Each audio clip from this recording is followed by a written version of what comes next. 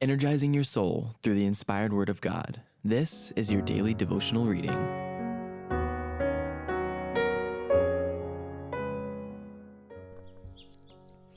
This Day with God, a devotional by Ellen White, December 7th. Eternal Loss. Take my life and let it be consecrated, Lord, to Thee.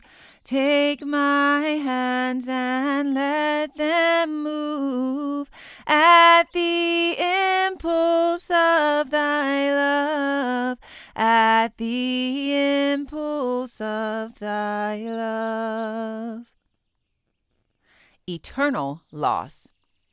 Eye hath not seen, nor ear heard, neither have entered into the heart of man the things which God hath prepared for them that love him. 1 Corinthians chapter 2, verse 9. Every sin, every unrighteous action, every transgression of the law of God tells with 1,000-fold more force upon the actor than the sufferer.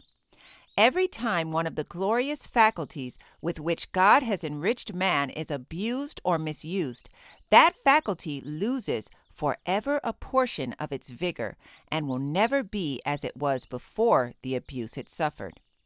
Every abuse inflicted upon our moral nature in this life is felt not only for time but for eternity. Though God may forgive the sinner, yet eternity will not make up that voluntary loss sustained in this life. To go forth into the next, the future life, deprived of half the power which might be carried there, is a terrible thought. The days of probation lost here in acquiring a fitness for heaven is a loss which will never be recovered. The capacities of enjoyment will be less in the future life for the misdemeanors and abuse of moral powers in this life.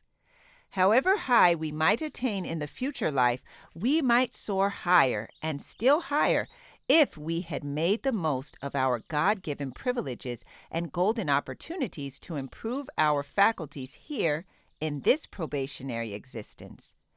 We are all under one or the other of two great captains. One, the Creator of man and of the world, is the greatest of all. All owe him the allegiance of their whole being, the devotion of their entire affection. If the mind is given to his control, and if God has the molding and developing of the powers of the mind, new moral power will be received daily from the source of all wisdom and all strength.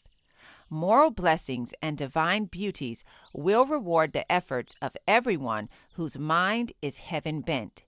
We may grasp revelations, heavenly beauties that lie beyond the short vision of the worldling, that outshine the imagination of the greatest mind and the most learned philosopher who has not connected himself with infinite power.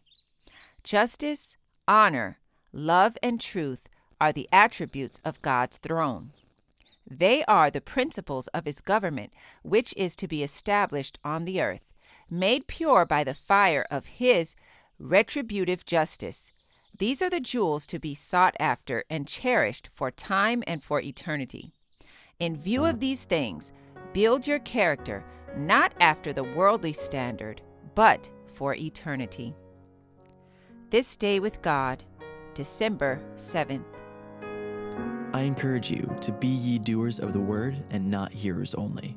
Thank you for listening, and be sure to join us tomorrow for your daily devotional reading.